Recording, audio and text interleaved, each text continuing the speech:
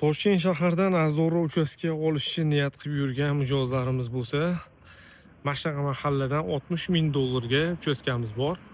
Ko'chani ko'ryapsizlarmi? Chiroyli mana shunaqa ikki etажkali chiroyli uchastkalar qatoridan 60 ming dollarga uchastka olamiz deydi. Ko'chasining kengligiga qaranglar, keyin bitta zo'r tarafini qaranglar. Yo'l yuziga juda ham yaqin. Sergeli Xonobod 39-Manisani yo'lida joylashgan. 2 sotu 4 xonali xonadonimiz bor. Bu yoq ham ko'cha, mana ko'rsanglar bo'ladi. Bu yoq ham ko'cha, bu yoq ham ko'cha, bu yoq ham ko'cha. Yaxshi mana shunaqa zo'r mahalladan 2 sotuli xonadon chiqyapti. Xonadon 2 sotu yer maydoni tashkil etadi. Nimaga bunaqa arzon deydigan bo'lsanglar, to'g'risini aytgan yaxshi, uchastka korobka holatida. Mana shu uchastkamiz. Tashqaridan juda ham fasadi uzun ko'ryapsizlar, chunki hovlisi yo'q. Mana shu fasadga tushgan, asosan uy bo'lib tushgan. Mana shu xonadonimizni xarid qilsanglar bo'ladi. Lekin mana tashqi ko'rinishi tashqari tarafdan juda ham chiroyli ko'ryapsizlar. Ko'chalari ham akkuratli, chiroyli mahallada. Ha, shu xonadonimiz sotuvga qo'yilgan. Xonadon xom g'ishtdan qurilgan, juda ham vidlari baland.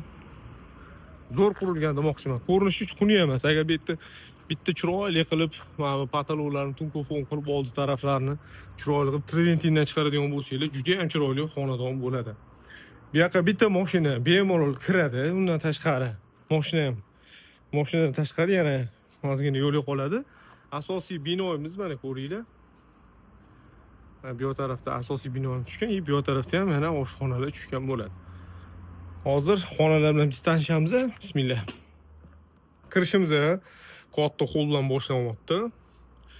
Ko'ryapsizlar, korobka holatida olib bitirib oladigan bo'lsanglar, xudo xolasa sizlarga ancha arzon tushadi. Birinchi spalniyni ko'ramiz bu tarafda. Keyingi xonamiz zal, mehmonxona, 15 kishiga mo'ljallangan. 15-20 kishiga bu tarafda yana bitta spalniy joylashgan. Xo'p, ana endi bu tarafdagi xonalarni ko'rsak bo'ladi. Yo'qda mana bitta xona ekan, xohlasanglar bu tarafdan oshxona. Oshxona ekan bu taraf mana. Bu yerda bitta xona bor, kichikroq, yonida yana bitta xona joylashgan. Xohlagan bitta xonanglarni oshxona qilasizlar, xohlasanglar bittasini. Bu taraf menimcha sanuzel xona, bu taraf oshxonaga mo'ljallangan. Hol bilan 4 ta ekan xonasi. Mana hovlisini ko'ryapsizlar. Keyin bitta tarafi qaranglar, mana bu uyimizni tomi bu tarafga chiqib ketgan ekan.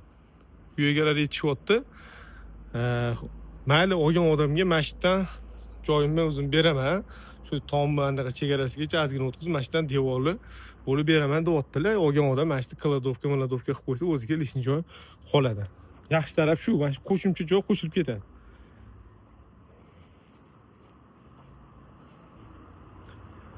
Bu tarafda ham mana uyimizni yon tarafida ozgina joyi bor. Bu yerga ham masalan hojatxona bilan sanuzelxona qurib qo'ysanglar bo'ladi. Mana masjiddan devor tortilgan ekan. Fundament turib qo'yishgan. Masjiddan mana devor tortiladi. Xudo xolasa mana bu yerda masjiddan olgan odamga qolsa kerak. Yana o'zingizlar kelib egasi bilan podrobniy gaplashasizlar. Hujjatda qanaqa bo'ladi? 60 ming dollar so'rashyapti masjid turishida, Sergeli Xonobodda joylashgan. Narxini yana kelishadigan bo'lsanglar, xudo xolasa bir 20 ming dollarlarga bitirib olsanglar, sizlarga ancha arzon tushadi.